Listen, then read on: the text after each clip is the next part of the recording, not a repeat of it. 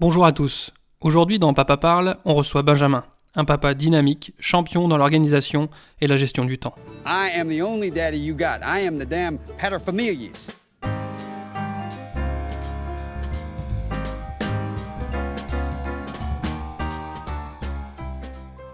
Bienvenue dans l'épisode 8 de Papa Parle. Aujourd'hui on reçoit Benjamin. Alors plutôt il nous reçoit, on a été dans son cabinet. Ce n'est pas un autre ostéopathe. Voilà, aujourd'hui on est avec un papa qui est avocat. Je te laisse te présenter rapidement. Oui, bonjour à tous, je m'appelle Benjamin, j'ai 38 ans, je suis papa de deux petits garçons, Léopold qui a 3 ans, presque 3 ans et demi, et Louis qui a 6 ans et demi pour le coup. Voilà, j'habite principalement à La Baule et également à Saint-Brieuc, on se partage un peu entre les deux, professionnellement et personnellement. Ça fera l'office de quelques questions justement. Justement, voilà, effectivement. C'est une organisation particulière. Et voilà, sinon à côté, je suis avocat, effectivement, j'ai un cabinet donc, qui est centré, la maison mère est à Saint-Brieuc, historique, et avec un cabinet secondaire, où on est aujourd'hui ici pour enregistrer le podcast, à La Baule, qui est familialement notre lieu de cœur, le lieu où on a notre principale vie sociale, et où on a aussi donc une activité professionnelle maintenant depuis quelques années. Avocat dans un domaine qui est essentiellement du contentieux, droit des affaires, droit de la responsabilité, assurance et autres. Que dire d'autre ? Non, bon, on va rebondir après. Sur vu que le sujet c'est la paternité, Oui. souvent on commence avec une question c'est une double question. À quel moment tu as su que tu allais être papa, la première fois, et à quel moment tu t'es vraiment senti papa ? Est-ce que pour toi ça a été différent et est-ce que tu t'en rappelles ? Alors, à quel moment j'ai su que j'allais être papa ? Alors, on était ensemble depuis très longtemps avec Laetitia. On était déjà mariés. Donc, je ne veux pas dire qu'on a attendu de se marier pour avoir des enfants, mais presque. Enfin, ça s'est fait chronologiquement comme ça. Mais on était déjà ensemble depuis 10 ans. Donc, c'était, oui, depuis plus de 10 ans même. Hein, parce qu'on s'est mariés, on était déjà ensemble depuis 10 ans, me semble-t-il. Et le jour où elle est venue, elle m'a laissé un petit paquet. Et dans le petit paquet, il y avait une petite paire de chaussons minuscules. Il m'a fallu quelques secondes pour réaliser. Je me suis dit que c'était pas ma taille, je fais du 47, donc voilà. Et donc il y avait un message subliminal que j'ai fini par comprendre. Très subtil, que j'ai fini par comprendre. Et voilà, c'est là qu'on a, ça y est, on s'est dit que notre famille, qu'on allait vraiment devenir une famille et plus seulement un couple. Voilà. Et est-ce que avant ce subtil message, est-ce qu'avant il y avait une réflexion de votre part en disant maintenant on met en route la machine entre guillemets ? Objectivement non. Non.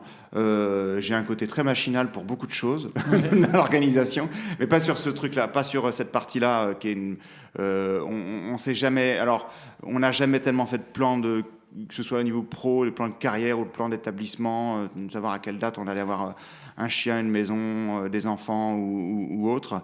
Non, c'est venu vraiment comme ça, c'est-à-dire que c'était évident qu'on allait avoir des enfants un jour. Vous en aviez parlé auparavant ? On en avait parlé quand même auparavant, c'est-à-dire que ça se fait pas comme ça non plus, il y a quand même des... Oui. Ah, d'accord. Non, mais quand t'es ensemble depuis 10-12 ans, ça se fait... Voilà, il y a un moment où si t'as pas eu d'enfant avant et que t'en as, c'est que tu le décides quand même. Il y a un moment où il y a un déclic. Il y a un déclic où tu te dis, voilà, on est posé, on est marié, donc c'est officiel depuis le temps. Les gens le savent. Les gens le savent, les gens sont au courant. Et maintenant, il va falloir passer à une étape supplémentaire, une étape de construction supplémentaire. Et c'est ça qui est incroyable, c'est qu'au début, tu trouves ton équilibre dans un couple, un truc à deux, voilà. Et très rapidement, alors que ça te manque pas au début quand t'as pas d'enfant, ça te manque pas de pas avoir d'enfant. Enfin, il y a des gens probablement si, mais nous voilà. Mais par contre, quand t'es du moment où tu sais que tu vas être père, il y a la troisième personne qui est là, et elle est là, et tu te dis mais comment on faisait quand cet enfant était pas là. Et c'est idem pour le deuxième, en fait, c'est pareil. Tu te dis bon, on est une famille à 3, voilà. Et puis en fait, quand le deuxième petit arrive et le quatrième de la famille, à partir du moment où tu sais qu'il va être là, tu te dis mais comment on a pu vivre sans qu'il soit là. C'est ça qui est incroyable. Et donc justement, donc tu as su que tu allais devenir papa. À quel moment tu t'es senti papa, où tu t'es dit là je suis papa, Alors, je pense que c'est un peu comme tout le monde, comme tous les papas, après la naissance, ça c'est certain. Ok. Mais le jour de la naissance, clairement. Louis, donc notre aîné, est arrivé au monde avec une césarienne, donc c'est le papa qui a le premier contact avec l'enfant, avec le pot à pot. Et là vraiment, il y a une césure, il y a un avant, il y a un après, quoi. Il y a un truc, il y a un lien qui se fait. Incroyable. Le regard de mon fils au moment où il est né et le regard de mon fils maintenant, je ne sais pas ce que ce sera dans 20 ans, mais c'est le même. Ouais. C'est incroyable. C'est la même chose. Tu dis la même chose dans les yeux. Donc, c'est extraordinaire. Cool. Ok. Et je continue, je rebondis par rapport à ça. Autre question qu'on pose régulièrement. Comment toi, tu voyais le rôle du papa quand tu étais petit, c'est-à-dire vis-à-vis de ton papa peut-être, et comment toi, tu l'as imaginé, peut-être pendant la grossesse ou un peu avant, et finalement à quoi ça ressemble aujourd'hui? Parce que des fois, on a certaines attentes, et puis finalement, on se dit, bon, finalement, c'était peut-être un peu difficile comme ça. Enfin, voilà, est-ce qu'il y avait des... Alors, moi, j'ai eu des parents, j'ai toujours des parents, qui je pense, m'ont laissé une grande liberté, de manière générale, et notamment dans la façon dont je voulais m'épanouir et dans les appétences que j'allais avoir. Pour autant, on a tous des influences qui nous viennent de nos parents, et j'en ai forcément, et il y a forcément des mèmes, des choses que tu reproduis, t'orientes vers les milieux que tu fréquentes, vers les sports que tu fais, les activités culturelles, les influences spirituelles, culturelles ou autres. Mais mes parents, finalement, m'ont jamais rien imposé. Voilà. Et ça a été le premier truc auquel j'ai pensé, presque une crainte, de dire, le pire que je puisse imaginer, c'est d'être le père qui se projette tellement dans ses enfants qu'il vit par procuration ce qu'il n'a pas voulu vivre. Donc je me suis toujours dit, et ça a été vraiment dès le départ, et en fait dans l'exécution, c'est-à-dire après le déroulement de ce que ça a été ensuite, c'est resté un fil conducteur, et ne deviens pas... J'ai fait beaucoup de sport de compétition quand j'étais plus jeune, j'ai un peu arrêté depuis quelques années, mais il y avait beaucoup, dans la voile en l'occurrence, il y avait beaucoup de parents qui drivaient leurs enfants, mais qui les coachaient, à la limite en doublant le coach, quoi. Et les parents faisaient tout à la place des gamins. Les gamins, ils montaient pas les bateaux tout seuls. Les gamins, ils étaient drivés par leurs parents, qui les emmenaient sur le truc, qui leur montaient le bateau, et en fait, les parents qui vivaient par procuration, un truc de leurs enfants. J'ai toujours trouvé que c'était probablement mauvais. Et j'en ai vu un certain nombre des jeunes qui, du coup, ont réalisé par la suite qu'ils n'avaient pas voulu faire leur propre destin. Ils n'avaient pas suivi leur propre destin. Et c'est ceux qui vont arrêter le plus tôt. Parce qu'à partir du moment où les parents ne sont pas derrière, ils ne sont pas en train de les pousser. Voilà. Donc ne surtout pas essayer de faire de mes enfants ce que je n'ai pas été ou ce que j'aurais voulu être par procuration. Ça a toujours été ma grande angoisse. Et je me suis toujours dit, voilà, il faut que tu veilles à ça. Pour autant, j'ai un certain nombre de passions, d'appétences, et je me dis, c'est quand même dommage de ne pas leur faire profiter, d'au moins les faire goûter à la facilité qu'ils peuvent avoir. Proposer. Voilà, proposer. Proposer, mais pas imposer. Et toujours se remettre en question là-dessus et garder de ne pas franchir la ligne, quoi, de ne pas imposer. Voilà. C'est un peu ce que j'ai vécu avec mes parents. Voilà. On m'a proposé, mais pas imposé. Et j'ai pris ce que je voulais prendre et je me suis orienté vers d'autres choses après aussi et je trouve que c'est leur laisser la liberté, quoi, de choisir. Et tu as l'impression d'y arriver globalement? Est-ce qu'il y a peut-être des fois des sujets sur lesquels c'est plus difficile ou parce que ça te passionne plus ou...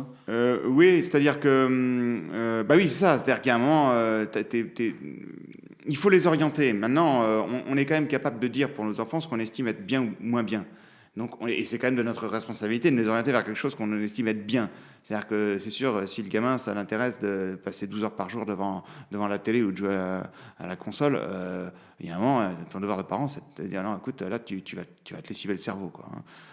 Parce que je sais que ceux qui s'intéressent à ça savent toujours qu'on est en train de cramer la conscience de nos enfants et leur capacité de concentration et leur capacité d'apprentissage avec ce genre de choses qui captent l'attention.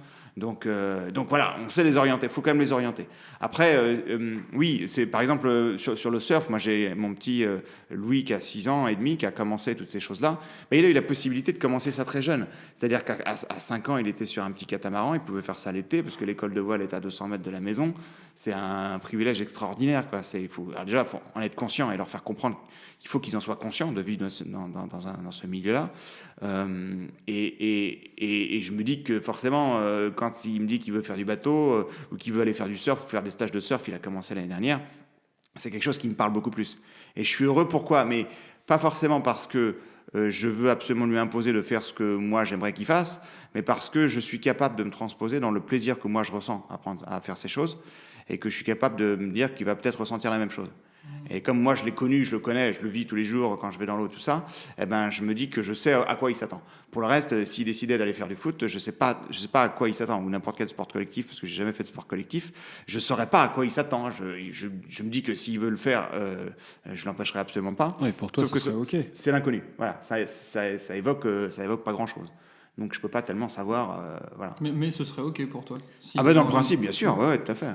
Est-ce que, justement, au moment où tu t'es senti papa, donc a priori pour toi, c'est à la naissance, Ouais. dans le laps de temps qui a suivi, il y a eu forcément un changement d'organisation, de vie, etc. Comment tu as vécu ça ? Est-ce qu'il y a eu un moment de flottement ? Est-ce qu'il y a eu une vraie continuité ? Voilà. Est-ce qu'il y a des moments où tu t'es senti perdu, éventuellement ? Perdu, non. Le plus dur, c'est le manque de sommeil. Je peux me passer de boire, de manger, mais alors le sommeil, c'est un truc, c'est très compliqué. Alors avec lui, ça, puis alors, avec Léopold, le petit dernier, c'est encore plus compliqué parce que t'as 4 ans de plus, donc tu vis encore moins bien le manque de sommeil. Surtout que il est assez, c'est pas le même, c'est incroyable la différence entre les deux, et c'est pas du tout la même personnalité. Donc en fait, ça a duré 6 mois où il faisait pas ses nuits. Après, changement d'organisation, non. En fait, on a continué dans notre organisation qu'on avait avec mon épouse, qui était déjà un peu particulière, où on était obligé de passer du temps. Enfin, obligé, c'est notre métier, on l'aime. Hein. Mais je veux dire, il faut qu'on passe du temps à la maison mère de Saint-Brieuc. Et en même temps, on a continué à l'époque à revenir toutes les semaines. On descendait à la Baule. Donc, on a toujours vécu en temps partagé. Aujourd'hui, le temps partagé bascule beaucoup plus vers la Baule, puisqu'on y est principalement. Mais on n'a pas voulu changer justement ça. On a toujours aimé ce style de vie, et on a voulu directement habituer les enfants. Parce que finalement, les enfants, si tu les laisses dans un cocon, tu peux les laisser dans un cocon, voilà. Mais si tu les habitues, tu peux les emmener partout. Enfin, c'est voilà. On n'est pas des grands globetrotters. Hein. Moi, je connais pas mal de gens qui ont, dès le début, emmené leurs enfants faire des voyages avec un enfant de 6 mois, c'est possible. Hein, je veux dire, bon, alors c'est sûr, au niveau logistique, c'est un peu plus compliqué, mais non, ça ne nous a pas perturbé dans notre vie de couple. Enfin, je crois pas. Il y a des choses qui changent, bien sûr, c'est sûr. Voilà, c'est sûr, y compris dans le partage des tâches, des choses comme ça. Mais non, mais au contraire, on veut leur faire profiter de notre mode de vie. Voilà. Et pour essayer de comprendre un peu mieux ta situation, juste tu parles de Saint-Brieuc, de partage de temps entre Saint-Brieuc et la Baule. Ouais. Est-ce que ta femme fait la même chose que toi ? Ouais, en fait, si tu veux, en fait, ma femme est associée avec moi dans le même cabinet. Donc on travaille dans le même cabinet, et on a le cabinet secondaire, donc ici à la Baule, où on est un peu les têtes de pont. On fait tourner un petit peu parce qu'on a notre tissu relationnel. Mon épouse est également engagée en politique ici à la Baule. Là, on est en pleine campagne municipale. Donc là, ils sont partis boiter, comme on dit, c'est-à-dire mettre des prospectus dans les boîtes à lettres.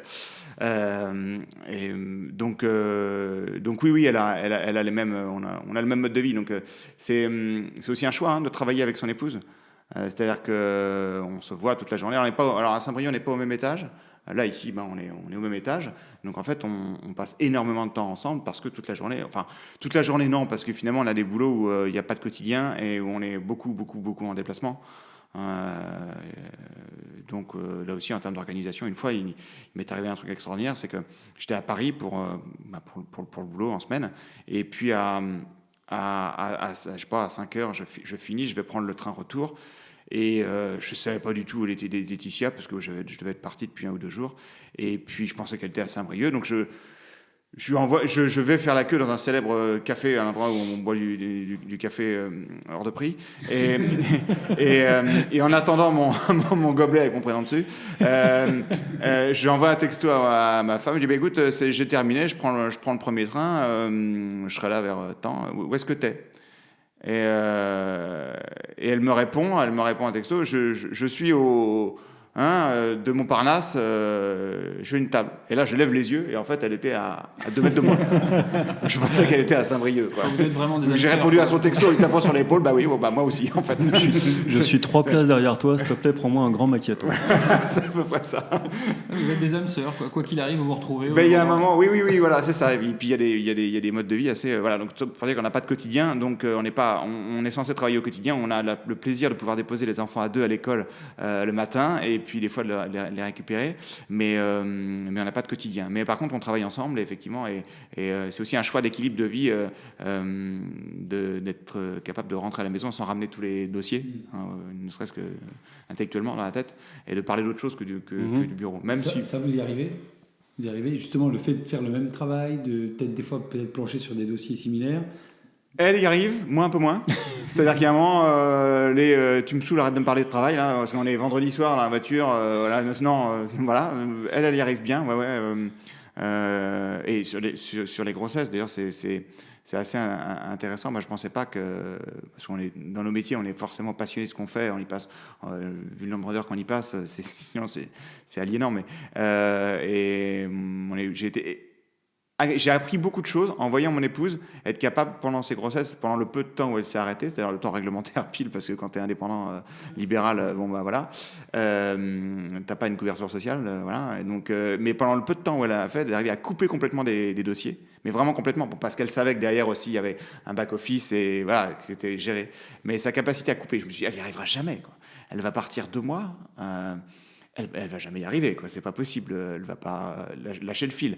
Elle a eu la capacité de le faire. Je ne sais pas si je saurais le faire. C'est une grande leçon que j'ai appris. Ouais.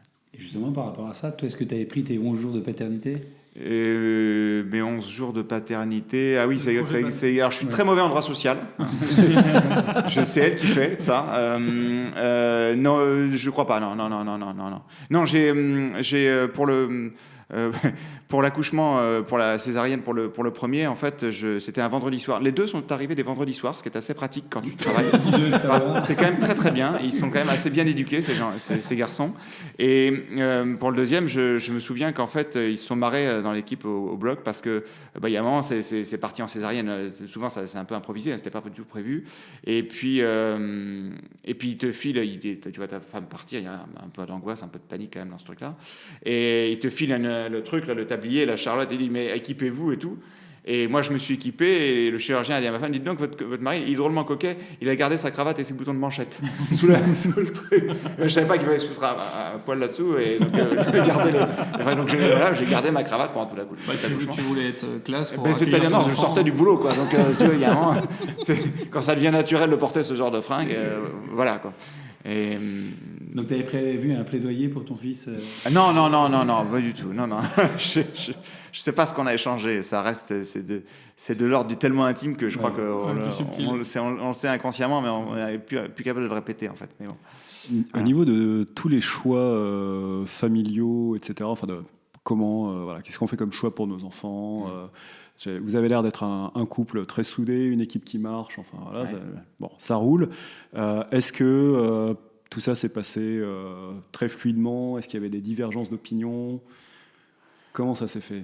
Sur la façon de... Sur tous les choix qu'il y a, parce qu'en fait on se rend compte, il y a des sujets d'éducation, et puis même, avant, il y a tout un tas de sujets qui arrivent. Alors, je suis probablement plus, mais ça c'est peut-être les papas, et c'est peut-être là notre force, c'est que je suis probablement plus détaché par rapport à ces choses-là, c'est-à-dire que les mamans ressentent tellement un lien tellement charnel avec l'enfant que c'est plus difficile de lui dire non. Moi, ça me pose moins de soucis, c'est-à-dire que même quand les deux se chamaillent, parce que 2 garçons de 3 et 6 ans, forcément, ils passent leur temps à se foutre sur la gueule. Ah bon? Je vois très bien ce que tu veux dire. Et les papas sont beaucoup plus capables de se dire, finalement, c'est naturel, c'est l'ordre des choses, ils gèrent leur business, et là, ça sert à rien de couper ça, quoi. Lâche prise, laisse-le, ils vont se débrouiller. On intervient qu'au premier sang versé, finalement. Ouais, exactement, voilà, c'est ça. Alors, ça dépend. Si c'est l'arcade, ça compte pas. Ça saigne beaucoup. Tout ce qui saigne beaucoup, ça fait peur, mais finalement, c'est pas très grave. Voilà. Un stéristrip et c'est reparti, quoi. Non, oui, il y a sur la façon d'éduquer, mais sur la présence aussi. Moi, à côté de notre boulot, j'ai aussi beaucoup d'occupations très chronophages. Et quand on disait tout à l'heure qu'effectivement, est-ce que ça a changé dans notre organisation? Si, quand même. Pas pour la naissance de Louis, mais après pour la naissance de Léopold. Et ça a coïncidé avec le fait qu'on passe dans une maison. Parce qu'à un moment, quand t'es 4, j'ai un état un peu plus grand, on a changé de maison, donc j'ai passé un hiver à bricoler. Bien que je ne sois pas très, très doué dans ce milieu-là, je l'ai fait quand même. Et du coup, ça m'a permis d'arrêter ce qui était le bateau, la régate, que j'ai fait longtemps. C'est un truc, c'est hyper chronophage, quoi. C'est-à-dire, en gros, un week-end sur 2, tu pars le samedi de 8h à 19h, et pareil le dimanche. Donc là, il a quand même fallu réduire un peu. Et faire des choix, en fait, c'est un très très bon apprentissage, finalement, la paternité, pour arriver à faire des choix et apprendre à dire non. Parce des fois, quand on est passionné de plein de choses et qu'on a envie de faire plein de choses, on n'arrive pas à dire non et on dit oui à tout. Et puis finalement, la paternité t'oblige à prioriser, à savoir ce qui est prioritaire et à te dire, bon voilà, si je veux voir mes enfants grandir, je ne les verrai pas 2 fois grandir. Donc du coup, il va falloir choisir ce qui a le plus d'impact. Cette prise de conscience, tu l'as intégrée seule? Est-ce qu'il y a eu une demande de ta compagne? Oui, il y a eu une demande. Enfants, Clairement, il y a eu une demande. Il y a eu des rappels à l'ordre de dire, attends, c'est bien là le truc, mais bon, partir tout le samedi, tout le dimanche pour aller faire du bateau, à un moment, il va falloir faire. Puis avant, tu vois aussi tous tes potes de cet âge-là, ceux qui ne deviennent pas professionnels, dont c'est pas le métier, ils ralentissent là quand ils en. Bon, tu te dis, à un moment, il va falloir que je m'y mette aussi parce que voilà. Et même si j'y reviendrai probablement. Soit par leur intermédiaire s'ils s'y mettent, mais encore une fois, ce sera leur liberté totale de faire ça ou autre chose, soit parce qu'il y a un moment, tu disposes de plus de temps quand ils grandissent. Et c'est corrélé avec autre chose, c'est le fait que tu te rends compte que d'une part, tu vas pas avoir le temps de tout faire si tu veux voir tes enfants grandir. D'autre part, tu peux pas tout faire un peu mais mal, parce que sinon c'est assez frustrant de tout faire un peu mais mal. Donc aujourd'hui, moi je m'épanouis dans d'autres activités qui me permettent de rester le week-end en contact avec le milieu marin, qui sont beaucoup moins chronophages. Tu pars 2 heures, tu reviens, voilà, tu restes ta combi, tu prends ta douche et c'est terminé. Et c'est des choses que tu peux partager rapidement avec tes enfants aussi. Donc ça, c'est un joli moment de partage. Donc ouais, la paternité t'apprend à prioriser, faire des choix, dire non et réfléchir à l'impact de ce que tu veux faire. C'est-à-dire finalement ne garder que ce qui est réellement impactant. C'est balèze, hein. Il nous fait le résumé et tout en même temps. Oh, l'épisode va durer 1/2 heure, hein. C'est magnifique. Thèse, antithèse, synthèse. Est-ce qu'il y a des choses que tu as mises de côté, que tu regrettes encore ou aucun regret, finalement, que je regrette, sur ce nettoyage? Alors non, sur ce nettoyage, non, parce que oui, tu as des trucs, à un moment, tu as l'impression de tout couper à bras sur un moment. J'avais beaucoup d'investissements au niveau associatif également. J'ai dirigé, on va dire, j'ai porté, on va dire, pendant 13 ans un événement qui s'appelait le Derby Kite et Paddle, ensuite à La Baule. C'est génial d'organiser ça, même si moi, j'ai jamais fait tellement de compétition en kite ni en paddle, un petit peu quand même au début. Mais c'était extrêmement chronophage et il y a un moment, je n'ai pas pu tout faire, donc j'ai passé le relais, on va dire. Et il y a un moment, quand c'est ta vocation, ton utilité sociale, que tu es reconnu par ça, que tu en retires de la reconnaissance de la part des gens qui te disent ouais, c'est super, c'est bien et tout, il faut continuer là. Tu te dis mais j'arrête ça, mais qu'est-ce que je vais devenir? Est-ce que je vais encore exister? Et puis en fait, tu te rends compte que d'une part, le truc continue quand tu n'es plus là, nul n'est indispensable. Ça, c'est une belle satisfaction. Au début, c'est une angoisse, après, c'est une satisfaction. Et puis tu te rends compte qu'il y a un certain nombre de choses qu'on te demande de prendre. Alors là, c'est plus du tout au niveau associatif, mais professionnel aussi, qu'on te demande de prendre. Parce que plus tu es capable d'en accepter, plus les gens se disent lui, il en accepte. Et finalement, il ne faut pas être celui qui est là, qui prend le truc parce qu'il faut l'accepter. J'ai relu récemment un livre de Sénèque qui s'appelle « De la brièveté de la vie ». C'est un truc qui a plus de 2000 ans, et qui est encore extrêmement actuel, où Sénèque, qui est donc un sénateur romain, te décrit un peu la vie politique romaine, qui était un peu la même chose que la vie des cités aujourd'hui, mais enfin voilà, et c'est eux qui ont inventé ça, hein, donc voilà, et qui t'explique, après tout, on n'a qu'une vie, et il faut prioriser, et ceux qui passent leur vie jusqu'à 80 ans à amasser les titres, les breloques, les machins, les reconnaissances, à la vie sociale, à visiter un nombre de maisons pour connaître, et qui finalement passent à côté du reste et disent toujours, quand j'aurai 70 ans, j'arrêterai, quand j'aurai 80 ans, j'arrêterai, puis qui n'arrêtent jamais et qui arrêtent à un moment où ils peuvent plus profiter du reste parce que finalement, surtout à cette époque-là, à 80 ans, c'était vraiment voilà. Et il prend cet exemple-là, et Sénèque de la brièveté de la vie est une leçon incroyable sur la capacité à se concentrer sur les choses qui ont réellement un impact et à rester concentré sur tes priorités. Belle recommandation, ouais. Sénèque. Wow. C'est pas très long à lire, ça se lit vraiment très très très bien. Il y a des très bonnes traductions, et vraiment c'est top, très actuel. Tant qu'on est sur les recommandations ou sur cet aspect brièveté de la vie, prioriser, est-ce que tu as découvert d'autres outils ou est-ce que tu utilises d'autres choses justement qui t'ont permis de peut-être gagner du temps au travail et ensuite avoir plus de temps pour la famille? Est-ce que tu as une forme d'organisation particulière, un peu plus quotidienne?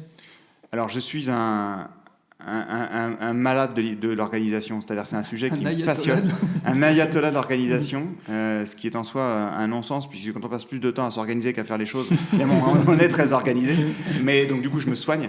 Non, mais c'est un sujet sur lequel j'ai beaucoup travaillé, parce que, et là c'est très propre à mon métier. Les avocats ont traditionnellement, dans l'image d'Épinal, l'avocat facture des heures. Voilà, et donc l'avocat travaille beaucoup, et plus. Alors, pour ceux qui ont vu La Firme avec Tom Cruise à l'époque, c'est un vieux film aujourd'hui, mais toute la littérature autour du métier d'avocat, c'est ça, c'est des types en costard qui facturent des heures et qui billent des heures à leurs clients, voilà. Et donc et aujourd'hui, on nous dit tous, mais la facturation à l'heure, c'est fini, quoi. Le client, tu lui dis, OK, bonjour, je vais te facturer à l'heure, on verra combien de temps ça me prendra de faire ton dossier. En gros, tu n'as aucune visibilité, on ne peut plus vendre une prestation en facturant à l'heure. Mais finalement, quand il s'agit de vendre une prestation, entre guillemets, à un client, à lui dire ça va coûter tant, le travail de l'avocat pour faire ce chiffre-là, qui est une exigence qu'on ne s'imposait pas il y a quelque temps, mais qu'on est obligé de s'imposer, ce qui est normal pour répondre aux interrogations des clients, on est quand même à quantifier le nombre d'heures qu'on y passe, parce que finalement c'est là-dessus, on sait combien sont les charges d'un cabinet d'avocats, combien on peut espérer se payer, et donc on le rationalise par rapport au nombre de temps, au temps qu'on va y passer. Moi je ne facture que du temps que moi, mes collaborateurs ou mes assistantes passent sur les dossiers. Je ne facture que ça, même quand je facture au forfait. Donc le temps est un élément de mesure, l'heure est un élément de mesure absolument fondamental dans le métier. C'est-à-dire que finalement, si dans une heure, je suis capable d'être beaucoup plus efficace, de beaucoup plus produire, ça change tout. Et en fait, on se rend compte, en étudiant toutes les lois relatives au temps, à l'organisation, à la gestion du temps, que même les débats autour de savoir s'il faut bosser 35 heures, 34 heures, 36 heures et demie, en 35 heures, le type qui est organisé est capable d'en faire beaucoup plus qu'un autre type désorganisé dans le même temps de travail, sans rentrer dans les considérations de savoir s'il y a une, deux ou trois pauses clopes, ou savoir s'il y a une RTT à bout. Et encore plus s'il apprécie son boulot aussi. Et encore plus s'il apprécie son boulot. Mais déjà, l'organisation est essentielle. Donc en fait, à côté de ça, donc moi, dans mon métier, je vends le temps que je passe sur les dossiers. À côté de ça, on évolue dans un monde où tout est fait. La valeur temps est essentielle. Il y a la valeur argent, mais la valeur du temps est essentielle, et tout est fait pour capter le temps et pour cramer ton temps, c'est-à-dire en fait pour attirer ton attention. C'est l'économie de l'attention. Donc en gros, comment je fais ? Moi, je me suis interrogé sur le point de savoir comment je fais pour maximiser le temps que je passe sur les dossiers et pour réduire au maximum le temps de déchets, de choses inutiles, de choses non facturables, de choses récurrentes. Donc ça passe par un certain nombre de choses, de prise de conscience autour de ça, et de redécouvrir aussi le plaisir du travail profond, le deep work. Je crois que tu as lu...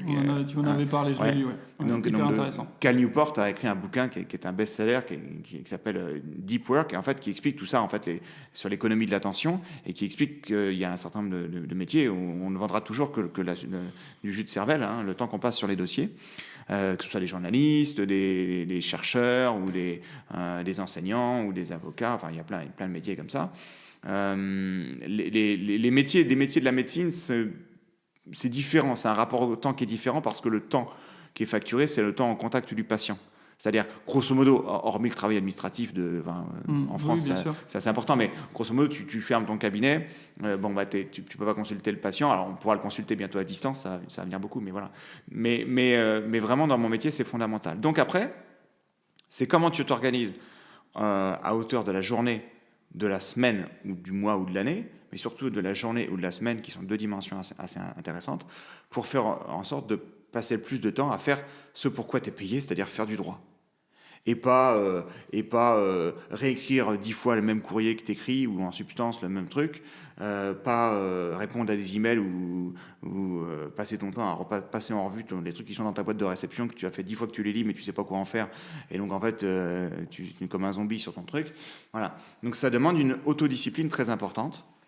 Alors là, il y a plusieurs bouquins moi qui ont été des lectures phares là-dedans. Bon, il y a la méthode GTD. Getting Things Done, David Allen, qui est un type qui a mis en place, c'est un Américain, qui a mis en place une méthode universelle, ça s'applique à tous les métiers. Il coach des dirigeants dans plein de métiers différents, des gens qui ont des responsabilités au bas de l'échelle ou au top du top de l'échelle, qui en gros s'en sortent pas parce qu'ils sont noyés d'informations et qui veulent organiser la structure. Le mode de raisonnement est très simple. Alors j'ai beaucoup travaillé. Après j'ai essayé de dispenser ça à mes camarades avocats chez Eurojuris. Il y a Romain Bisseret qui tient un podcast qu'on peut souligner. C'est un confrère de podcast à vous, qui est le mentor, enfin le dépositaire en France de la marque GTD, enfin de la méthode GTD. Grosso modo, la méthode GTD, c'est comment est-ce que je traite l'information entrante de manière assez systémique. C'est soit je traite l'information, donc je réduis le nombre de canaux d'information de boîte aux lettres, grosso modo. Soit ça me prend moins de 5 minutes, je fais tout de suite. Ça me prend plus de 5 minutes, je me mets dans une liste de tâches à faire. Je peux le déléguer, je le délègue, mais je contrôle. J'ai une liste de choses que j'ai déléguées. Soit je l'archive parce que j'en ai pas besoin maintenant, c'est pas actionnable, mais par contre je pourrais en avoir besoin. Soit j'ai pas du tout besoin, j'ai pas besoin de l'archiver, ça me demande rien et je le fous à la poubelle. En gros, c'est très très résumé, c'est en 30 secondes. Voilà. Bon, méthode GTD.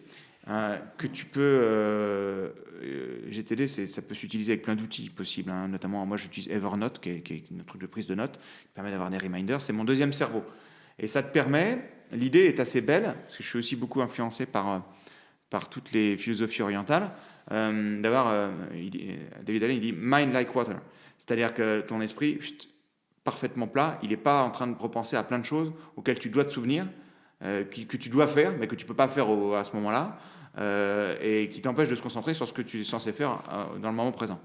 Donc une fois que tu as mis en place cette organisation-là, enfin surtout une fois que tu as compris la méthode GTD, tu l'appliques à ton truc. Et moi je l'ai appliqué à mon métier, qui consiste à déconstruire la façon de produire, la chaîne de production, et dire voilà, qu'est-ce qui est répétitif que je peux automatiser, qu'est-ce que je peux réduire, comment je peux m'autodiscipliner, notamment en fait ma boîte de réception est en mode de déconnexion tout le temps par défaut. Et je ne reçois les mails qu'à 11h et qu'à 17h. Hein, j'ai une petite alerte sur ma montre qui me dit ok, là, faut que tu ailles dans tes mails. Mais avant 11h, je produis du droit, je fais du droit, je fais ce pourquoi je suis payé, et puis avant 17h également. Et j'essaie de ne pas y passer plus d'une heure, donc de 11h à midi et de 17h à 18h. Pour me remettre ensuite vers du travail.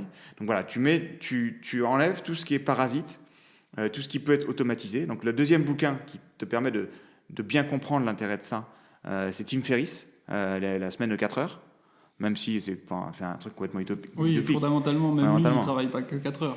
Non, il ne travaille plus que 4 heures. Mais il l'a fait à un moment. C'est-à-dire qu'à un moment, il l'a fait, mais c'est appliqué à des choses, c'est extrême. En gros, il l'a fait quand il avait une boîte qui vendait des suppléments protéinés sur Internet. La boîte était déjà en place. Enfin, c'est pas un système qui se transpose à tout, plein d'activités auxquelles ça ne se transpose pas. Non, mais il y a plein de choses à prendre, par contre, plein d'activités qui te permettent de comprendre l'intérêt et de changer ton rapport au temps. J'ai une question par rapport à ça, parce que je crois souvent des gens qui savent ce qu'ils devraient faire, c'est-à-dire qui ont peut-être conscience, qui ont lu les livres, etc., qu'il faudrait qu'ils s'organisent comme ça, et pour autant ont du mal à le mettre en place, parce que des fois c'est plus fort que toi, tu as envie de te divertir, tu as envie de faire autre chose. Alors après, quand tu es passionné par ton travail, c'est plus facile, évidemment. Est-ce que toi, au-delà de ces outils d'organisation très carrés et factuels, il y a d'autres choses qui t'ont permis justement d'apaiser l'eau pour qu'elle soit bien à plat. Est-ce que tu as d'autres outils qui sont peut-être complètement différents ? Alors, complètement différents ou pas, oui, clairement. Alors ça, c'est des influences qui viennent de ma mère. On parlait de ce que nos parents nous ont transmis. Ma mère a toujours été versée dans tout ce qui est philosophie asiatique et orientale. Alors j'ai eu la chance de grandir dans une maison où j'avais à peu près à disposition sous la main tous les livres sur la science, le bouddhisme, la spiritualité, et au-delà, enfin toutes les philosophies orientales possibles et imaginables. Donc forcément j'en ai piqué quelques-uns et voilà. Et c'est très très formateur. Et donc notamment la méditation. J'ai pour ainsi dire, toujours fait du yoga. Et puis après, des arts martiaux, du yoga. Et je me suis remis, il y a quelques années, 5, 6 ans, 7 ans, à la méditation, beaucoup. Et ça, c'est quelque chose d'extraordinaire. Alors, on en parle beaucoup, c'est un phénomène de mode extrêmement répandu, mais qui est un très bon phénomène de mode. J'espère que ce ne sera pas que un phénomène de mode, qui est évidemment une réponse à tout ça. Finalement, c'est une réponse, c'est un contre-feu à l'économie de l'attention, où finalement, on nous vend ce qui va nous détourner de la mind like water, quoi. Donc la méditation est quelque chose de fondamental. Aujourd'hui, c'est validé scientifiquement. Enfin, il y a des tonnes, des mètres cubes d'études, mais c'est énorme là-dessus. C'est tout simplement, c'est pas très compliqué. Tout le monde se dit, la méditation, mais c'est compliqué, tout ça. Ça s'apprend aux enfants. Moi, j'ai commencé avec Louis, mon plus grand. On n'a pas commencé avec Léopold, qui est une personnalité différente, mais avec Louis, qui est un cérébral. Comme ça, d'être capable juste de s'asseoir et de respirer, ou de s'allonger et de respirer, pour un enfant, c'est absolument fondamental. Et c'est extrêmement difficile à obtenir. C'est vraiment des temps très très courts. Mais il y a beaucoup de choses, il y a pas mal de petits outils qui t'aident. Et moi, la méditation est devenue quelque chose qui est dans mon quotidien, qui est la première chose que je fais le matin, en fait, quand je me lève, tout simplement. Tout ça, c'est des choses, on voit que tu as énormément étudié la question, tu as beaucoup travaillé tout ça. J'imagine que c'était avant d'être papa déjà. Ou est-ce que c'est avec l'arrivée de la paternité que tu t'es dit il faut être plus carré, plus rationalisé, etc. Ou c'était déjà en place avant ? C'était déjà en place avant, c'est-à-dire que tu vois, GTD, tout ça, c'était avant. C'était avant, quand j'avais plus le temps de lire des bouquins le week-end, aussi. Mais c'est très bien que ce soit arrivé avant, parce que du coup, ça m'était d'un bénéfice extrême quand j'ai eu les enfants. C'était avant, déjà, j'ai toujours une appétence pour ça. J'ai toujours, aussi loin que je revienne, et j'ai toujours une appétence pour l'idée, un goût pour le fait de se concentrer, d'être rationnel et d'être organisé. Et en même temps, ça vient probablement de ma capacité à ce que je disais, à ne pas savoir dire non au départ. Et ce qui fait que tu acceptes beaucoup de choses et que donc tu te retrouves avec beaucoup de choses à faire et que comme si tu as un peu de conscience et que tu as envie de les faire bien, tu es obligé de trouver un moyen que tout rentre dans le même box de temps. Donc au départ, c'était plus facile de trouver le moyen de t'organiser de manière optimale plutôt que de réussir à dire non. Exactement. Voilà. Et puis après, le au-dessus, c'est tu es obligé d'enlever les trucs parce que sinon ça passe pas. Plus le choix, parce que la paternité te prend quand même une place importante. Tu te rends compte très rapidement que c'est le truc tu peux pas squeezer, tu peux pas le réduire, tu peux pas. Voilà, puis t'as pas envie de le faire surtout. Voilà, c'est essentiel. Donc c'est le reste. Tu vas agir sur le reste pour que tout rentre dans la boîte, quoi. Tu as commencé un peu à répondre à la question en parlant de la méditation avec ton grand. Tout ce que tu as appris au niveau professionnel, d'organisation, est-ce que ça transparaît un peu, même sur la vie familiale, au niveau de l'organisation ? Est-ce que tu utilises ça ? Alors, au niveau de la vie familiale, c'est compliqué parce que mon épouse a une vision très très différente de ça. D'accord. C'est-à-dire que parle-nous de ça. C'est-à-dire que Laetitia est totalement hermétique à toute forme d'organisation. D'accord. Non, ça c'est me pas vrai. parle énormément. C'est pas vrai. Non, c'est pas vrai. Mais parce que forcément, si elle arrive dans ce métier, on est obligé d'être organisé. Mais elle est beaucoup moins scolaire que moi sur ce genre de truc. C'est-à-dire que il y a des gens, moi, ces bouquins-là, j'ai suivi assez peu de formations. Après, j'ai mis en place des formations dans le cadre de ce que je faisais à Eurojurist, qui est une association d'avocats, enfin un réseau dont on fait partie, dont je continue à m'occuper un petit peu, mais j'ai eu des fonctions où je m'occupais de tout ce qui était formation sur le management, donc on a mis en place. Mais moi, j'arrive très très bien à lire un bouquin et à me l'approprier sans avoir besoin de faire un séminaire d'une semaine pour mettre en pratique le truc, faire des jeux, même au contraire, la mise en place des jeux, des machins, des jeux de rôle, des trucs. Quand c'est du fake, ça me saoule. Mais par contre, je lis le bouquin, je suis capable de l'annoter, machin, et ensuite le lundi matin de rentrer au bureau, de le mettre en œuvre. Mais oui, pour rebondir là-dessus, ouais, donc est-ce que ça s'est transposé sur l'organisation familiale ? Oui, forcément. Forcément, et ça fait partie des choses que j'essaie de transmettre à mes enfants. Donc lui, effectivement, on fait parce que lui, il a vraiment besoin. C'est un cérébral, c'est un enfant qui réfléchit à tout le temps, mais qui a tendance à se disperser, qui a vite tendance à perdre de la concentration. Léopold, qui est plus petit, lui, il est beaucoup plus physique, quoi. C'est dans le physique. Ouais. C'est un tracteur, quoi. Il va. Mais lui, par contre, il a beaucoup plus de difficultés à gérer ses émotions. Il y a vraiment dès petit, on a décelé, c'est vraiment dès tout petit, une difficulté à gérer ses émotions. Donc peut-être une grande sensible, enfin parce que très sensible aussi. Parce que très sensible, exactement. Parce que c'est ça, parce que c'est une éponge à émotions. Il y a des gens qui sont comme ça. Moi, je suis probablement un peu comme ça. C'est pour ça que très rapidement, je me suis tourné vers ce genre de choses pour arriver à canaliser ces choses-là et arriver à analyser les pensées. Et donc, lui, c'est des petites choses. C'est, par exemple, avant de faire les devoirs, d'avoir une sorte de gimmick, un truc. C'est, voilà, je me pose, je suis en train de jouer, machin, je rentre de l'école, je viens prendre le goûter. Avant de poser les devoirs, ok, je me pose, je m'assieds, je ne suis pas... n'importe comment, j'ai pas les jambes, les bras qui bougent, ce qui est très compliqué pour un enfant qui est comme ça. Je m'assieds et avant de commencer le travail, je me pose et je respire 3 fois. Ne serait-ce que 3 vraies respirations. Ouais, inspiration, expire, inspire, expire, inspire, expire. Et tout de suite, l'enfant descend en pression, rentre en concentration, et à force, en plus de le répéter, c'est un schéma mental, c'est de la PNL. Les 3 respirations, ton cerveau s'habitue à se mettre dans ce conditionnement, de dire ok, là je suis concentré. Tu l'as accompagné avec ça, tu l'as fait avec lui au début. Ouais, on le fait. On commence à le faire parce que là il est en CP et c'est là que ça commence à aller devoir. Voilà. Vous avez commencé ça récemment du coup ? Ouais. Cette année. Ouais. Ok. Cette année. Et ça marche pas mal.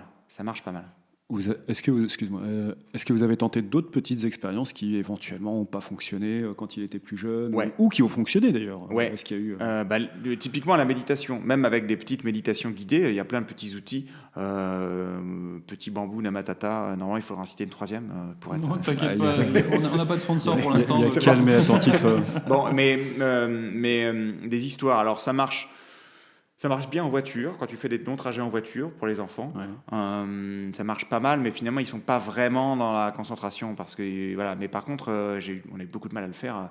Louis, il y a encore 1 an, là, il grandit en maturité, hein, notamment avec le CP, avec l'apprentissage.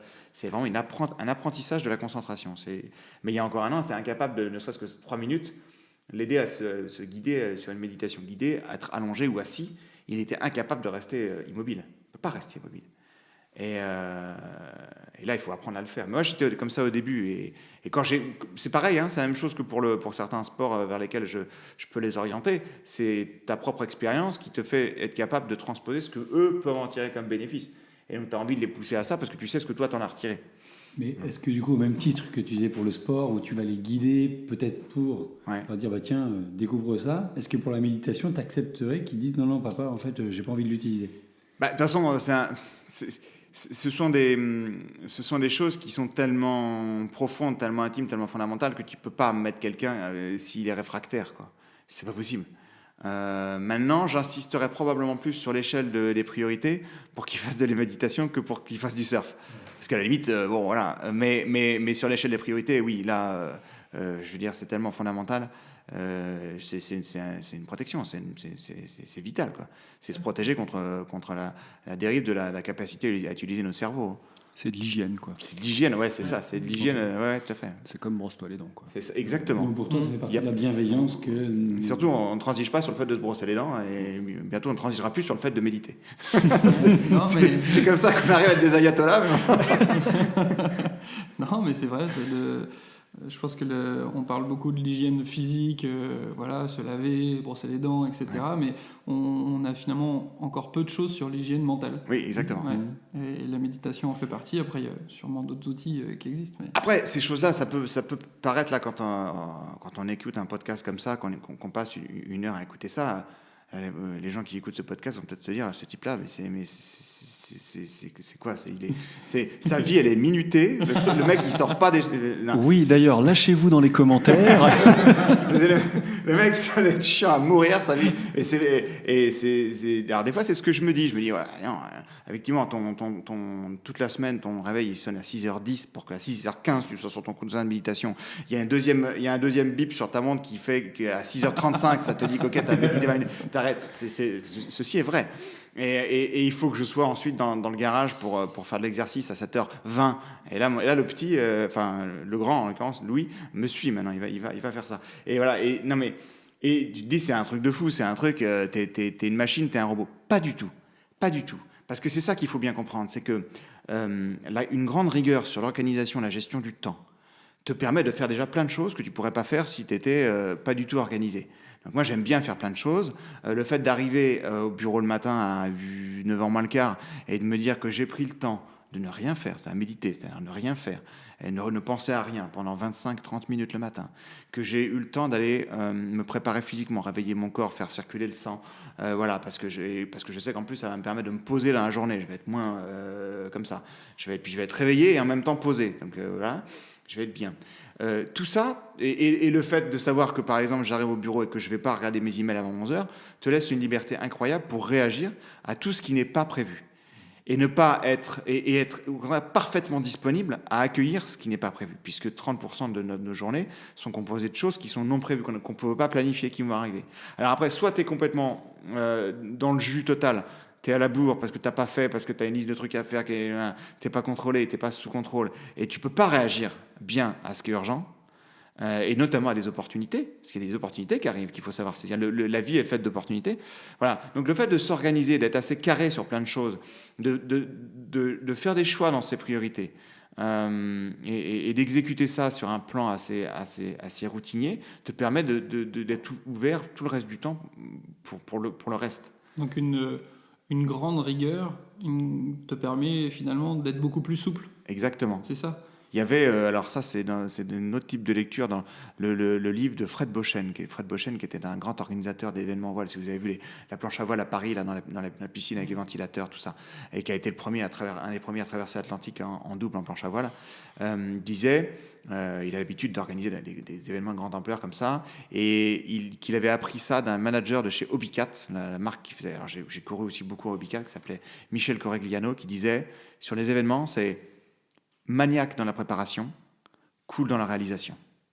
Parce qu'un événement, c'est ça, tu organises une régate, un événement, ça dure 5 jours, mais tu passes 6 mois à l'organiser, le machin, le truc, où est-ce qu'on va mettre les coureurs, comment est-ce qu'ils vont manger, à quelle heure on va courir, et si tout est organisé millimétré, t'arrives dans le truc, t'es cool. Bah, moi, après, j'ai fait de l'événementiel, pas en catamaran, mais en kite et en paddle, c'est pareil. Plus t'as tout prévu à l'avance, plus tu peux être génial. Déjà, profiter, quand t'es sur place, et être présent, t'occuper des gens, et accueillir ce qui n'est pas prévu.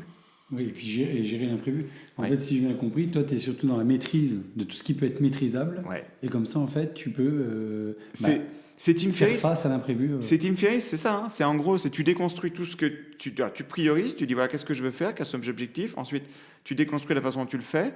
Tu automatises tout ce qui peut être automatisé.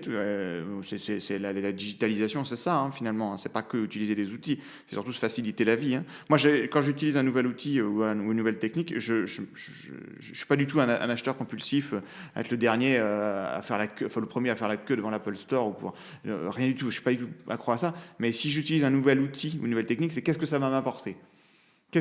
Combien de temps je vais sauver dans ma journée. Quel gain. Quel gain, voilà, c'est ça. Si c'est juste un nouveau truc qui va s'amonceler, ça n'a aucun intérêt. Mais voilà. Et donc, du coup, pour pouvoir après se libérer du temps. Et là, du coup, tu arrives à être...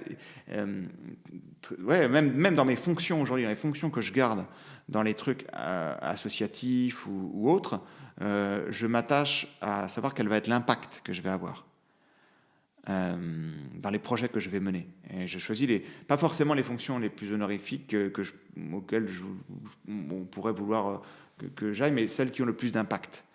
Celles où je vais pouvoir apporter le plus à la communauté, finalement. Ça.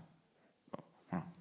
Et dans le cadre de ton travail, je voudrais savoir, en fait, est-ce que le fait de gagner du temps, est-ce que ça t'a rendu boulimique de rajouter des choses, ou est-ce que tu as gagné ce temps pour prendre du temps pour être posé, pour Eh être cool, comme tu dis. Eh ben, effectivement, c'est un grand dilemme.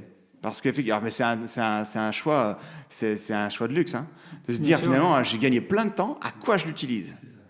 Ça, c'est extraordinaire. Quand on est là, c'est génial parce que tu es sur un nuage, parce que tu dis waouh, j'étais super efficace, j'ai gagné du temps. Maintenant, qu'est-ce que je fais?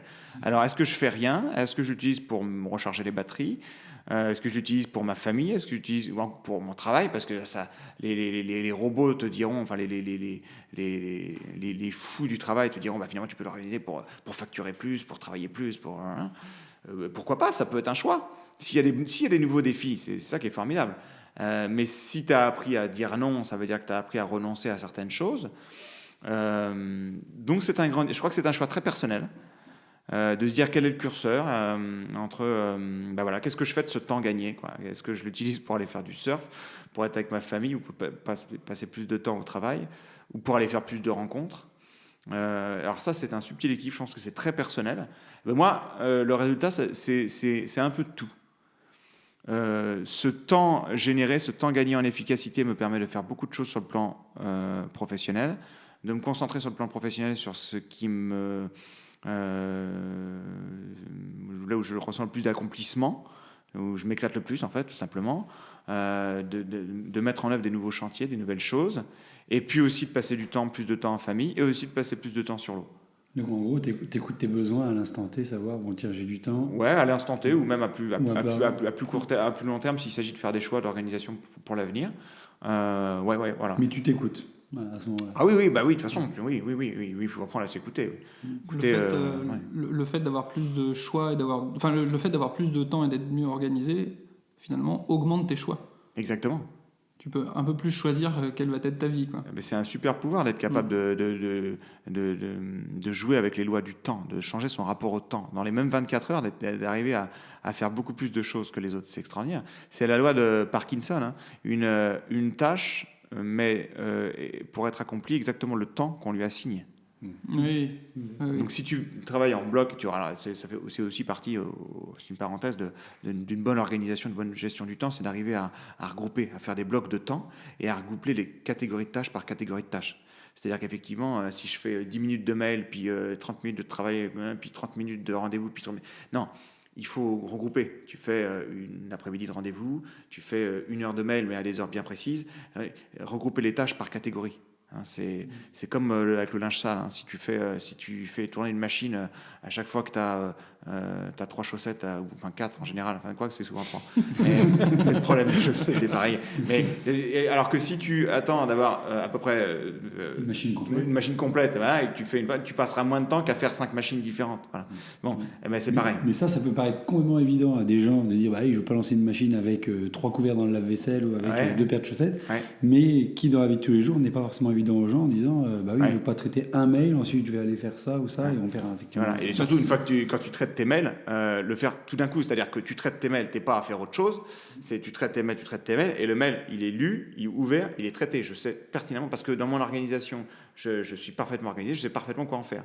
Parce que le pire, c'est le mail que tu lis, tu lis, bon, ok, je sais pas trop quoi en faire, bon, alors je passe au suivant, on va venir à celui-là, et donc là tu fais ça, et tu fais ça sur tous tes mails. Il y a une fonction terrible qui est de pouvoir relancer le mail en fin de journée ou en non-lu. Oui, mais ça s'appelle la procrastination. Oui, voilà, c'est ça. Mais ça, c'est justement cette option-là. Avant, il n'y avait pas cette option-là. Non, il n'y avait pas cette option-là. Là, c'est assez terrible. Mais ça peut, si c'est un mail qui t'amène à devoir faire quelque chose à un moment précis. Oui, tu as défini quand tu le feras. Ah, tu es défini quand tu le feras. C'est possible. Donc, il est traité, pour le coup. Ouais, c'est vrai. Moi, je me demandais s'il y avait des choses que si c'était à refaire, que tu ferais différemment avec maintenant bientôt 7 ans de paternité. Voilà. Est-ce qu'il y a des choses que tu ferais différemment? Je suis pas trop du genre à revenir vers le passé, en fait. Alors, justement, la méditation t'apprend à pas trop ruminer le passé et pas trop revenir. Pour le formuler, c'est peut-être le formuler autrement et de manière un peu plus ludique, si tu pouvais revenir dans le passé et te parler, est-ce que tu te conseillerais quelque chose pour peut-être gagner du temps sur certaines choses ou tu vois, Non, c'est pas forcément sur l'organisation, sur la gestion du temps. Non, ou t'aurais aimé savoir certaines choses peut-être avant. Oui.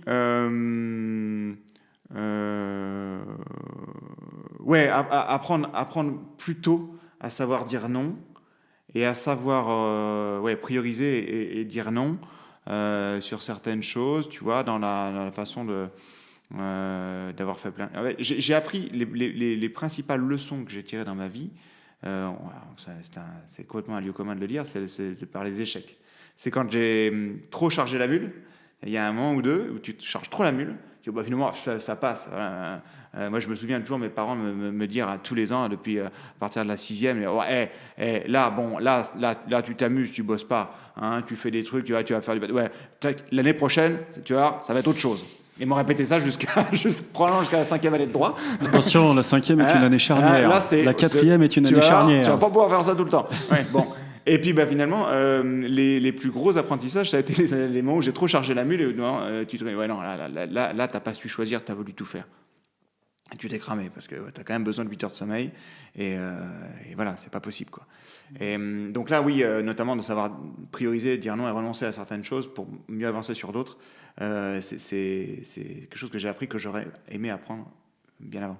Ouais, sur le fait de s'organiser, d'avoir plus de temps et surtout ce que tu disais de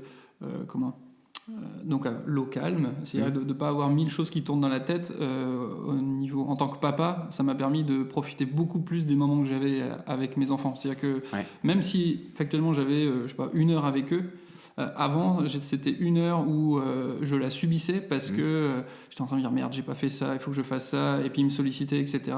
Alors que là maintenant je suis 1 heure pleinement avec eux et c'est un vrai moment de bonheur.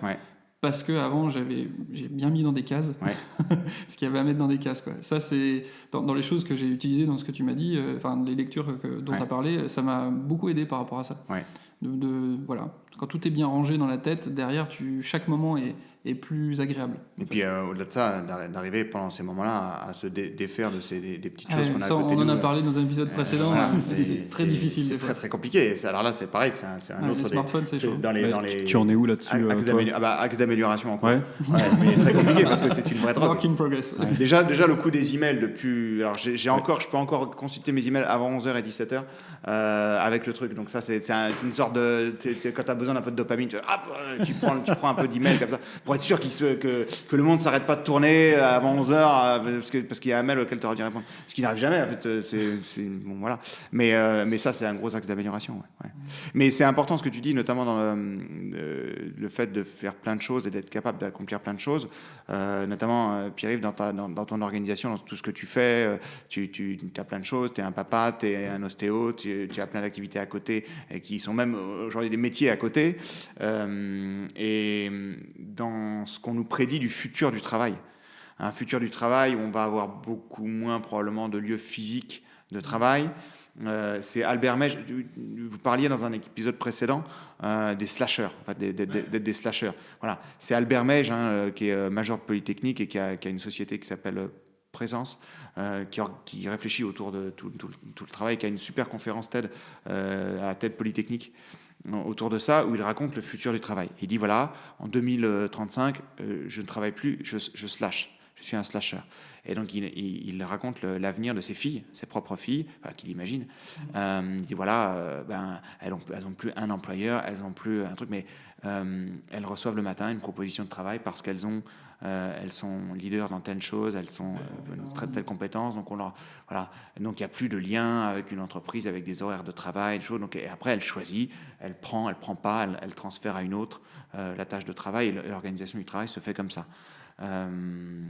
D'où la nécessité d'être déjà très bon dans son domaine. C'est aussi quelque chose qu'on peut enseigner à nos enfants. De choisir une voie et de choisir la voie de l'excellence, d'être les meilleurs, de ne pas être toujours dans la voie moyenne que le système nous impose aujourd'hui, d'être dans la moyenne, pour être un truc, mais tant qu'à faire, autant être très bon dans quelque chose et d'essayer de changer, de bouger les codes. Mais Albert Mège, à la fin, il faut écouter le TED jusqu'à la fin, parce que le début est super, machin, tu sais un monde idéal, machin, tu reçois des trucs sur LinkedIn, machin. Une douche froide à la fin. La douche froide, c'est qu'après, il te dit, bon, par contre, ça, c'est super, mais ça, c'est pour les 10% des gens les plus high level et des plus performants et tout ça. Par contre, tout le reste, derrière, c'est une paupérisation totale, mais c'est un monde apocalyptique pour tout ce qui est non qualifié et autres. Est-ce que sa formation, Albert Mège, parce que ça me fait penser aussi à un mec qui est à la base plutôt dans le médical et qui parle beaucoup de l'intelligence artificielle, et il dit clairement, voilà, il faut être excellent dans son domaine et dans des domaines qui seront qui apportera une plus-value aux intelligences artificielles. Oui. Parce que sinon, de toute façon, tu seras remplacé par une machine. Le mec qui a créé Doctissimo, là. Je sais plus, je sais plus pas comment il exactement. Laurent Alexandre. J'ai voilà, peur Laurent de dire une Alexandre. bêtise. Ouais, mais de mon point de vue, je respecte tout le monde, mais il est quand même, il te vend un peu de la peur. Hein, Oui, sûrement. Mais en tout cas, sur ce point-là, en fait, je trouvais que c'est pas faux quand même. C'est-à-dire qu'il y a de plus en plus, oui, voilà, il faudra être bon et avoir des compétences qui ont au-delà de juste appliquer un process. Oui. Parce que sinon, ça pourra être fait par quelque chose d'autre, en fait. Mais en fait, alors ça, moi, c'est quelque chose auquel j'ai beaucoup réfléchi et je fais quelques conférences là-dessus et des formations sur la digitalisation dans mon métier. C'est pareil, on a un métier qui est basé sur la connaissance, tout ça, les livres, la connaissance livresque et autres. Et comme les médecins, mais peut-être à un autre niveau, d'une autre manière, et comme les gens du chiffre, c'est-à-dire les experts comptables et autres, on a tous très peur de l'intelligence artificielle parce qu'on est tous très ancrés dans nos statuts, nos machins, nos trucs, très bien. Et tout le monde nous dit, vous allez vous faire bouffer par l'intelligence artificielle. Moi, j'ai écrit un truc il y a quelques années maintenant, qui est une comparaison entre la révolution industrielle et la révolution intellectuelle. Début du 19e siècle, il y a eu la révolution industrielle, et effectivement, c'est l'arrivée de la machine à vapeur, puis à charbon, à vapeur, puis électronique, qui a modifié, là où avant tout était fait de manière artisanale ou plus ou moins pré-industrielle, ça a changé. Et tout le monde a dit à l'époque que ça allait tuer complètement l'industrie, que ça allait... Non, en fait, ça n'a pas tué l'industrie. L'arrivée des machines a enlevé de la pénibilité. L'arrivée des machines a permis d'automatiser un certain nombre de choses. Elle a permis de décharger les hommes d'un certain nombre de trucs, soit extrêmement dangereux, soit à très faible valeur ajoutée, qui étaient complètement aliénants, comme de visser un boulon, toujours le même boulon, sur la même chaîne de montage, façon Fordisme, voilà. Et c'est pas ça qui a tué l'industrie après, c'est autre chose qui a tué l'industrie, mais bien après, plutôt après l'après-guerre, beaucoup plus récemment. Mais on est en train de vivre la même chose dans les professions intellectuelles. Aujourd'hui, dans mon domaine, c'est le droit. On a l'intelligence artificielle qui arrive. Moi, je suis un avocat de l'intelligence artificielle pour le droit, dans l'utilisation quotidienne, depuis le début de l'utilisation notamment des logiciels de justice prédictive. C'est-à-dire, en fait, en gros, pour ceux qui connaissent pas, c'est... Minority Report ? De quoi ? Non, c'est pas ça. C'est tout simplement d'avoir des données qui correspondent à en fait toutes les décisions de justice qui sont rendues. Et avant, le travail de l'avocat, c'était d'avoir un dossier à défendre, puis d'aller chercher dans nos grimoires là, et les trucs, les cas de jurisprudence, les arrêts de la Cour de cassation qui disent la même chose, qui ont été rendus précédemment et qui disent que j'ai raison. Et puis évidemment, quand t'en trouves un, t'en trouves peut-être d'autres qui vont pas dans ton sens, mais quand t'en trouves un que tu penses pouvoir transposer, c'est dire regardez, et les juges ont jugé ça avant. Puis c'est ceux du top, c'est la Cour de cassation.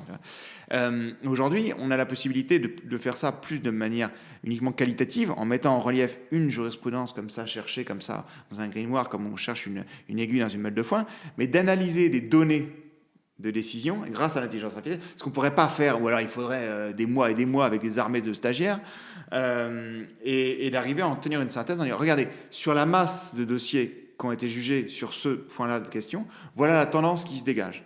Donc j'ai à la fois éventuellement des décisions de justice que je peux analyser sur des cas particuliers rendus, voilà, que je peux comparer, mais de manière générale aussi je peux comparer avec globalement la réponse qui a été donnée à ce type de problématique par les juges. Et je peux apporter ça à des juges dans ma réflexion pour dire, voilà, monsieur le juge, aujourd'hui vous avez un cas spécifique, voilà de manière générale ce qui est jugé, voilà en général les types de dommages et intérêts qui sont donnés, voilà quelques cas spécifiques particuliers, et prenez votre décision là-dessus. Alors c'est sûr, ça va peut-être réduire un peu le nombre de stagiaires dans les gros cabinets d'avocats anglo-saxons, parce qu'aujourd'hui, avec mon ordinateur portable, j'ai la puissance de tous ces stagiaires pour calculer ça en quelques secondes. Mais ça va aussi créer des nouveaux métiers, de data scientist, par exemple, d'analyseurs de data, en droit comme dans d'autres domaines. Il va falloir les entretenir, ces algorithmes, il va falloir les surveiller, il va falloir les certifier. Et ça, c'est quand même des métiers qui sont assez passionnants, beaucoup plus que de passer son temps à chercher dans des bouquins. Mais ça demandera peut-être justement d'être encore plus précis et pointu et excellent dans un domaine particulier. Oui, voilà. Notamment dans la recherche, la capacité à manipuler la data. Aujourd'hui, c'est pour ça qu'il faut que les professionnels se forment sur ces nouveaux métiers. Ou qu'on forme des nouveaux professionnels, l'un ou l'autre, mais c'est sûr. Est-ce qu'on peut dire en un mot que les outils resteront des outils, aussi perfectionnés soient-ils, Exactement. et qu'il y aura toujours des humains derrière pour Exactement. s'en servir, les mettre en place, etc. Donc, Ouais. La valeur ajoutée sera toujours le travail de l'humain. Voilà. ok. On a encore un peu de marge avant Skynet. A priori, ouais. Quoique, sur l'intelligence artificielle et les algorithmes prédictifs, les Américains se sont fait deux, trois frayeurs quand même. Hein. Ils ont essayé de prédire des décisions de justice, notamment en matière pénale. Ils se sont rendus compte que l'algorithme avait une fâcheuse tendance au racisme. Au final, et donc ils ont été obligés de changer le truc parce que ça partait dans le mauvais sens quand même. D'accord, ok. Comment on arrive, je pense, à la fin de l'émission. C'était très dense. Je pense que justement, comme tu disais, en 1 heure de temps, tu as développé ce qu'on aurait pu faire en 3 heures d'habitude. On voit que tu as l'habitude par rapport à ça, et ça reste très clair pour autant. Est-ce que vous avez une dernière question? Oui, moi je voulais juste te demander, on parlait de l'avenir là, toi en tant que papa, quel l'avenir de la famille, juste pour pas partir dans... ce serait quoi pour toi? L'avenir de la famille Ou l'avenir de toi en tant que papa, enfin... Comment, pour le demander plus simplement, comment tu vois les quelques prochaines années qui arrivent? Alors justement, par rapport à ce qu'on a dit Nouvel enfant avant, ou pas de nouvel enfant, alors, par exemple a priori, pas de nouvel enfant, parce qu'on s'est dit que justement notre mode de vie, la flexibilité qu'on a dans notre mode de vie et la qualité d'éducation qu'on veut donner à nos... Enfin, c'est un choix personnel. On se dit qu'on a réussi nos 2 premiers de manière extrêmement satisfaisante. Ils sont formidables. Donc voilà, bon, ça nous suffit dans un premier temps. Après, l'avenir, justement, je veux pas y laisser je veux pas trop planifier. Hein, je planifie le quotidien, mais j'essaie de pas trop planifier l'avenir sur l'éducation parce qu'ils vont faire leur choix. On va les accompagner là-dedans. C'est un avenir que je vois encore très très proche de nos enfants pendant quelques années où on peut en profiter avant qu'ils s'en aillent. Donc, surtout en profiter. C'est peut-être un avenir iodé, ça c'est sûr, parce que finalement les deux, sans trop les pousser, naturellement parlant, ils y vont, donc ça va se passer comme ça, mais enfin ils sont intéressés à d'autres choses que je connais pas du tout, tu vois, par exemple le cheval, peut-être qu'ils sont mis au poney là, il y a peu de temps, et notre grand Louis, ça a l'air de le passionner. Léopold aussi, mais lui, il est content tout le temps. Voilà. Du moment qu'on lui laisse l'espace de bouger. Ouais. C'est pour le poney que c'est plus compliqué, mais bon. Ils vont peut-être créer le water polo en eau vive. Et éventuellement, c'est pour ça. Voilà. Et non, je sais pas ce que réservera l'avenir, mais ce qui est certain, c'est qu'on a un bon équilibre. C'est préserver notre équilibre, ouais. Et puis préserver la famille, tout ça. Jamais au détriment de la carrière professionnelle, puisque finalement c'est aussi l'exemple qu'on montre à nos enfants, leur dire voilà certaines valeurs, les valeurs d'aller bosser, de s'épanouir dans son boulot, d'essayer de créer son boulot demain aussi. Donc ça va être ça l'avenir. Je sais pas à quoi ça va ressembler, mais enfin. Oui, peut-être. Oui. Cette notion-là, je l'ai en tête assez souvent. Je suis très curieux de savoir ce qu'ils vont devenir parce qu'ils vont potentiellement faire quelque chose que je ne connais pas aujourd'hui, un métier qui n'existe pas encore. Ouais. Donc il faut surtout ne se pas mettre dans des... Et surtout pas trop les cadrer. Justement. Voilà, pas trop les cadrer parce que sinon on va restreindre leur champ des possibles. Ouais. Donc voilà. Donc toi tu proposes finalement de les accompagner. Les accompagner, voilà. Les accompagner, à regarder. Une constante, j'ai l'impression. Voilà. Pour tous les papas qu'on a croisés, d'être plus guidés, accompagnés que de vraiment... tracer une ligne droite. Mais c'est pas évident parce qu'il faut... on a nos propres limites, on a nos propres envies et des fois on se rend pas compte qu'on incite... Qu'on les oriente, qu'on les oriente trop. Ouais. De toute façon, le cadre et le lieu dans lequel on vit, de toute façon, est une première orientation. Après, c'est l'ouverture qu'on y donne. Mais en revanche, ne pas transiger sur les choses essentielles qui sont le lien social, le fait d'être capable de passer du temps, le fait quel que soit le travail qu'ils vont faire ou l'activité qu'ils vont faire, d'être capable de pousser dans quelque chose, de faire les choses de manière approfondie, de pas justement de pas se disperser. Être capable, tu veux t'engager, tu veux faire ça, tu veux aller faire du piano, tu veux aller faire du cheval, tu veux aller faire, je sais pas, du foot. Dans ce cas-là, fais-le, mais donne-toi les moyens de le faire de manière approfondie, de progresser, de voir ta progression. On le voit avec le CP notamment, l'arrivée des premiers contrôles, des premières dictées, tout ça. Apprends à te réjouir de ce que tu peux faire toi-même avec ta propre réussite, pas forcément avec une carotte au bout. La note est une note, mais la note, la bonne performance que tu obtiens, faut pas forcément avoir une carotte au bout. Je vais t'acheter un jouet. C'est pas d'arriver à se satisfaire de sa capacité d'apprentissage. Et ça, c'est extraordinaire, parce que quand tu peux te satisfaire de ça, de petits plaisirs, de petits bonheurs, tu n'as plus besoin de trucs artificiels qui entretiennent voilà. Oui, que tu n'as pas besoin d'éléments extérieurs pour avancer, mais voilà. que intérieurement, cette envie soit là, quoi. Voilà, l'envie d'avancer, de progresser, quelle que soit la voie. Bon. Écoutez, merci à tous. Merci. Merci Benjamin. Merci pour ton temps. Merci pour ton temps qui est si précieux. C'est du temps du dimanche. Et tu nous en as donné beaucoup. Il n'y a rien de prévu, non. Et ce conseil surtout. Ouais. Merci à tous. Je vous dis à bientôt. Comme d'habitude, n'oubliez pas de partager l'épisode, de nous mettre de bons commentaires, évidemment si ça vous a plu. 5 étoiles au maximum pour nous faire remonter dans les classements. 6 étoiles, c'est possible ? On peut peut-être réussir à creuser pour une 6e étoile. Et puis je vous dis à bientôt pour un prochain épisode.